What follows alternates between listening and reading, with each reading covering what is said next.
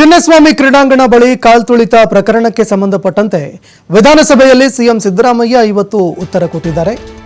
ವಿಪಕ್ಷಗಳ ಪ್ರಶ್ನೆಗಳಿಗೆ ಸಿಎಂ ಸಿದ್ದರಾಮಯ್ಯ ಉತ್ತರ ಕೊಟ್ಟಿದ್ದಾರೆ. ಆರ್ಸಿಬಿಯನ್ನ ನಮ್ಮದೇ ತಂಡ ಅಂತ ಅಂದುಕೊಂಡಿದ್ದಾರೆ. ಅದೊಂದು ರೀತಿಯ ಸಮೂಹ ಸನ್ನಿ ಅಂತ ಸಿಎಂ ಸಿದ್ದರಾಮಯ್ಯ ಅವರು ಹೇಳಿದ್ದಾರೆ. ಆರ್ಸಿಬಿ ಗೆದ್ರೆ ಕರ್ನಾಟಕ ಗೆದ್ದಂತೆ ಅಂತ ಅಂದುಕೊಂಡಿದ್ದಾರೆ.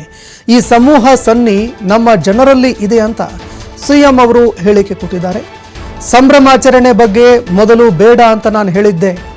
ಆರ್ಸಿಬಿ ನಮ್ಮ ಕರ್ನಾಟಕದ ತಂಡ ಅಲ್ಲ, ಹೀಗಾಗಿ ಸಂಭ್ರಮಾಚರಣೆ ಬೇಡ ಅಂತ ನಾನು ಹೇಳಿದ್ದೆ. ಆರ್ಸಿಬಿ ಫೈನಲ್ ಆಡಿದಾಗ ನಮ್ಮ ಆಟಗಾರರಿಗಿಲ್ಲ, ಅದಕ್ಕೆ ಹೋಗೋದು ಬೇಡ ಬಿಡು ಅಂತ ನಾನು ಹೇಳಿದ್ದೆ. ಆದರೆ ಜನರ ಆಶೋತ್ತರಗಳಿಗೆ ನಾವು ಮಣಿಬೇಕಾಯಿತು ಅಂತ ಸಿಎಂ ಹೇಳಿದ್ದಾರೆ. ಈಗ ನೋಡಿ, ಆರ್ಸಿಬಿ ತಂಡ ಇದೆಯಲ್ಲ, 18 ವರ್ಷಗಳ ನಂತರ ಗೆದ್ದಿರೋದು. IPL ಪ್ರಾರಂಭವಾಗಿ 18 ವರ್ಷ ಆಯಿತು. 18 ವರ್ಷಗಳ ನಂತರ ಗೆದ್ದಿದೆ. ಅದರಲ್ಲಿ ಬೆಂಗಳೂರಿನವರು ಒಬ್ಬರೋ ಇಬ್ಬರೋ ಇರಬೇಕು ಅಷ್ಟೇ. ಈ 18 ವರ್ಷದ ಮೇಲೆ ಆರ್ಸಿಬಿ ಗೆಲ್ತು. ಇವ್ರು ಏನು ತಿಳ್ಕೊಬಿಟ್ರು, ಇಂಡಿಯಾ ದೇಶದ ಕರ್ನಾಟಕದ ಆಟಗಾರರು ಇಲ್ಲೇ ಹೋದ್ರು ಕೂಡ, ಕಡಿಮೆ ಇದ್ರು ಕೂಡ ಆರ್ಸಿಬಿ ನಮ್ಮ ರಾಜ್ಯದ್ದೇ ಅನ್ನೋ ಥರ ತಿಳ್ಕೊಬಿಟ್ಟಿದ್ದಾರೆ. ಇದೇ ಸಮೂಹ ಸನ್ನಿ ಅಂತಕ್ಕಂಥದ್ದು. ನಮ್ಮ ರಾಜ್ಯದ್ದೇ.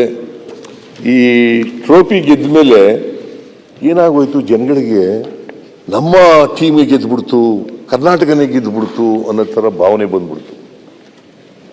ಕರ್ನಾಟಕನೇ ಗೆದ್ದುಬಿಡ್ತು, ನಮ್ಮ ಟೀಮೇ ಗೆದ್ದುಬಿಡ್ತು, ಆರ್ಸಿಬಿ ನಮ್ಮ ಟೀಮು ಅಂತಕ್ಕಂಥ ಭಾವನೆ ಇತ್ತಲ್ಲ. ಆ ಸಮೂಹ ಸನ್ನಿ ಇದೆಯಲ್ಲ, ಗೋವಿಂದರಾಜು ಪೊಲಿಟಿಕಲ್ ಸೆಕ್ರೆಟರಿ ಆಗಿದ್ರಲ್ಲ, ಅವ್ರು ಹೇಳಿದೆ, ಬೆಳಿಗ್ಗೆ ಫೋನ್ ಮಾಡಿದ್ರು ಅವರು 4ನೇ ತಾರೀಕು ನನಗೆ, ಈ ಥರ ಆರ್ಸಿಬಿ ಗೆದ್ದಿದೆ, ನಾವು ವಿಜಯೋತ್ಸವ ಆಚರಣೆ ಮಾಡ್ತಾರೆ KSCA-ನವರು, ನೀವು ಬರಬೇಕು ಅದಕ್ಕೆ ಅಂತ. ಓ ಬಿಡಪ್ಪ, ನಮ್ಮ ಟೀಮೇ ಎಲ್ಲ, ಅವರು ನಮ್ಮ ಕರ್ನಾಟಕದವ್ರು ಎಲ್ಲ ಅಂತ ಹೇಳಿದೆ ನಾನು ಮೊದಲು ಫೋನ್ ಮಾಡಿದಾಗ. ಯಾಕಂತಂದರೆ ಅವರು ಈ ಫೈನಲ್ ಮ್ಯಾಚ್ನೆಲ್ಲ ಆಡಿದ್ರಲ್ಲ, ಅವ್ರು ಕರ್ನಾಟಕದವರು ಒಬ್ಬರೂ ಇರಲಿಲ್ಲ.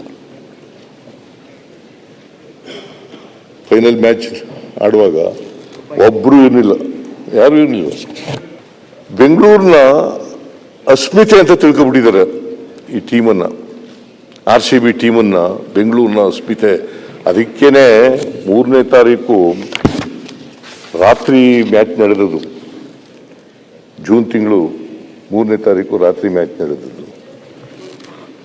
ರಾತ್ರಿ ಮ್ಯಾಚ್ ನಡೆದು ರಾತ್ರಿ ಎಲ್ಲ ಜನ ಸಂಭ್ರಮಾಚರಣೆ ಮಾಡಿದ್ದಾರೆ.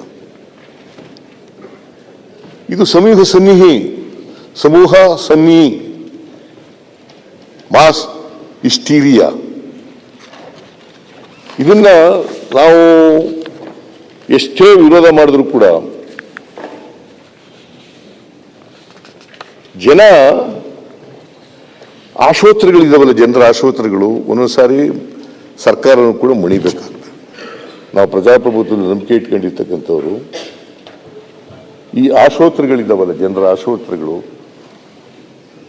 ಒಂದೊಂದು ಸಾರಿ ಆಶೋತ್ತರಗಳಿಗೆ ಅವು ಮುಖ್ಯವಾಗ್ತವೆ ಹೊರತು, ಮತ್ತು ಇದು ಪ್ರಜಾಪ್ರಭುತ್ವದ ಲಕ್ಷಣ. ಇನ್ನು ಸಿಎಂ ಸಿದ್ದರಾಮಯ್ಯನವರು ಮಾತನಾಡುವಂತಹ ಸಂದರ್ಭದಲ್ಲಿ ವಿಪಕ್ಷ ನಾಯಕ ಆರ್ ಅಶೋಕ್ ಅವರನ್ನ ಕಿಚಾಯಿಸಿದಂತಹ ಒಂದು ಘಟನೆ ಕೂಡ ನಡೆದಿದೆ. ವಿಧಾನಸಭೆಯಲ್ಲಿ ಕಾಲ್ತುಳಿತ ಬಗ್ಗೆ ಸಿಎಂ ಅವರು ವಿವರಣೆ ಕೊಡ್ತಾ ಇದ್ರು. ಇಂಡೋನೇಷಿಯಾದಲ್ಲಿ 174 ಜನ ಸಾವು ಅಂತ ಸಿಎಂ ಹೇಳಿಕೆ ಕೊಟ್ಟರು. ಇದೇ ಸಂದರ್ಭದಲ್ಲಿ 174 ಅಲ್ಲ, 170 ಸಾವುಗಳು ಅಂತ DCM DK ಶಿವಕುಮಾರ್ ಅವರು ಹೇಳಿದ್ರು. ಈ ವೇಳೆ ಮಧ್ಯಪ್ರವೇಶ ಮಾಡಿದ ವಿಪಕ್ಷ ನಾಯಕ ಆರ್ ಅಶೋಕ್, ನಿಮ್ಮ ತಪ್ಪು ಸರಿ ಮಾಡಿದ್ದಾರೆ ನೋಡಿ ಅಂತ ಹೇಳಿದ್ರು. ಹೌದೌದು, ನೀವು ಇಬ್ಬರು ಸ್ನೇಹಿತರು ಅಂತ ಸಿಎಂ ಅವರು ಕಿಚಾಯಿಸಿದ್ರು. ಅವರಿಗಿಂತ ನಿಮ್ಮ ಜೊತೆ ಹೆಚ್ಚು ಸ್ನೇಹ ಅಂತ ಆರ್ ಅಶೋಕ್ ಅವರು ಕೂಡ ಈ ಸಂದರ್ಭದಲ್ಲಿ ಮಾತನಾಡಿದ್ರು. 2022ರಲ್ಲಿ ಇಂಡೋನೇಷಿಯಾದ ಫುಟ್ಬಾಲ್ ಸ್ಟೇಡಿಯಂನಲ್ಲಿ 174 ಜನ ಮರಣ ಹೊಂದ್ತಾರೆ. 170 ಇಂಡೋನೇಷ್ಯಾ